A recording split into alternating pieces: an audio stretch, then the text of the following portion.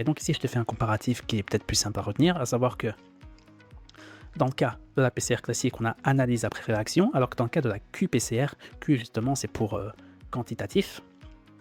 C'est, si on veut, la qPCR, c'est une PCR quantitatif. Et donc, on va faire la mesure en temps réel.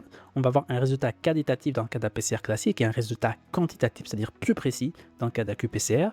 L'interprétation des résultats se fait sur gel, sur rectoforest sur gel avec migration de l'ADN au niveau du gel avec les deux bornes positifs et négatifs, si tu te rappelles.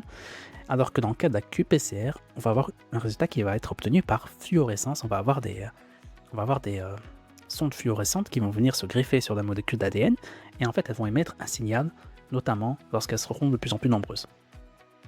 Et finalement la PCR classique, c'est une méthode qui est moins précise et la méthode plus précise, c'est la qPCR qui est notamment largement utilisée au niveau des laboratoires de biologie et de biologie moléculaire.